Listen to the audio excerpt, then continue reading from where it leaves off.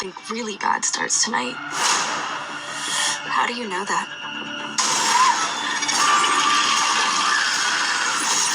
You can't stop this.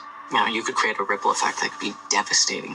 We're not altering the future. We're just giving it a little Makeover. A makeover. Hello everybody, welcome back to Screenstars. I'm here today to bring you my review for the 2024 slasher horror Time Cut. The film is co-written and directed by Hannah McPherson and it stars Madison Bailey, Antonia Gentry, Michael Shanks, Griffin Gluck and Megan Best. Right, okay. This film follows initially a character called Summer. It's in 2003. There is a killer on the loose. Some of her friends get killed. She goes to a big party to kind of celebrate and remember the memories of the people that have been killed by this masked killer. She is then killed at this party. The film jumps 20 years forward and we meet Lucy, who is her Summer's younger sister. Now, she never really knew Summer because she was killed before she was born, really. The parents are really overprotective of Lucy because of what happened to Summer. And she then discovers a way to travel into the past. Well, accidentally discovers it. She ends up going back to 2003, ends up connecting with her sister and trying to right the wrongs of what happened all them years ago. Right, what are my thoughts on Time Cut? Well, first thing I want to say is I didn't like this film. I really at all. Maybe we could just get that out of the way. And I think a lot of people have been comparing this to Totally Killer, which came out last year and was very good. I remember watching that and really enjoyed that film. However, it hasn't copied Totally Killer. From my understanding, this was actually made a year before Totally Killer, so it's not copied that film, really. So we can kind of put that to kind of rest, if you like. It's not copycatting it. But it pales in comparison to that film. Now, I think what really worked for Totally Killer was the fact that it was a horror comedy, and it was actually quite funny. And it was actually a good slasher too. And everything that kind of worked in that film, for me, just doesn't work here in this film. Number one, it's a slasher film. But imagine if Disney made a slasher film, you know, a child-friendly slasher film. This would be it. You don't see anything in this film. It cuts away at every kill. It is incredibly tame. Now, if you're wanting, if that's what you're into, if that's what you want, if that's your bag, then fine. I found it pointless having a slasher film where you saw absolutely nothing, really. Then you've got this whole idea of time travel. Now, I get it, you know, when people are time traveling back to the 80s and, you know, even before that, 70s and 60s and things like that, you could have a lot of fun with that. This time travels back to 2003. Now, clearly, I want to say that this film wasn't made for me. It wasn't made for my generation. And I know it wasn't made for my generation because 2003 feels like last week to me. 2003 to a young person these days, you know, 16, 17, 18 years old, will probably feel like a long time ago. It just doesn't to me. It felt like a bizarre choice to time travel back to 2003.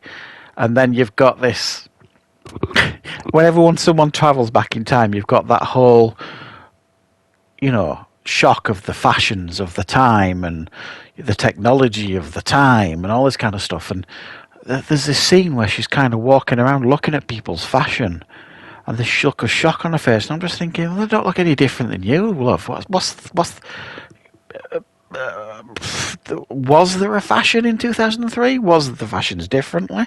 I'm sure, you know, there's a fashion person out there that could maybe point that out to me, but they didn't look much different to me. And, you know, the internet was dial up and all this kind of stuff in 2003. It just felt like the time shift meant next to nothing. to say nothing of the fact that how she travelled back in time was beyond idiotic. It just happened. It's not really explained.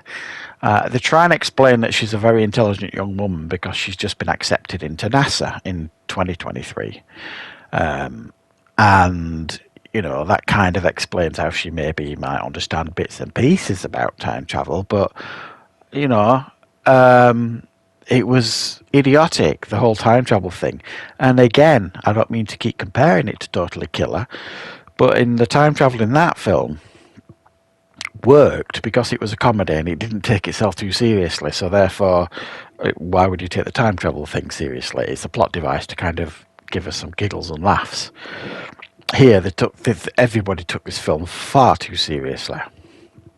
This is not a comedy. So therefore, it was just overly serious all the time. And I found the characters to be mind-numbingly dull, uninteresting, and I actually thought the lead character of Lucy was an incredibly selfish young woman. She was reluctant to save her sister in the past because that could potentially mean that she would never exist in the future. Because her thought patterns are, well, if my sister in the past doesn't die, then my parents won't have me in the future because they'll be happy with Summer. They won't want another child. And she confirms this when she asks her parents in the past, who don't know that she's their daughter, you know, would you consider having another child? And they're like, no. And you're just like, come on.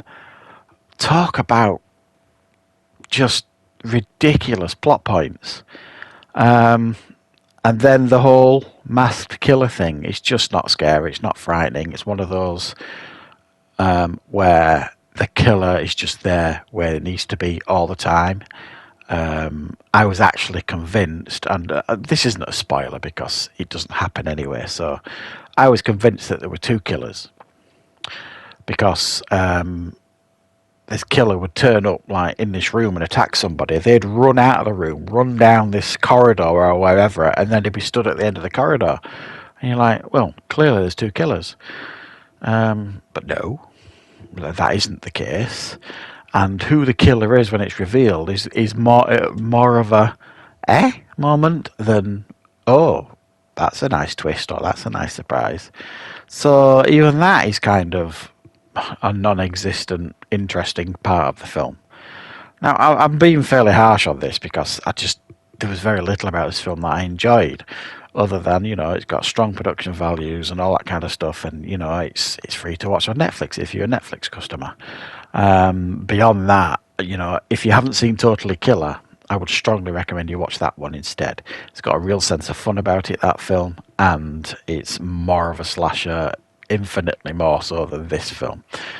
This is one of the tamest stroke slasher films I've ever seen, and I just didn't really have a fun time watching this one, unfortunately. So thanks for checking out this review, guys. I hope you liked it. I hope you found it useful.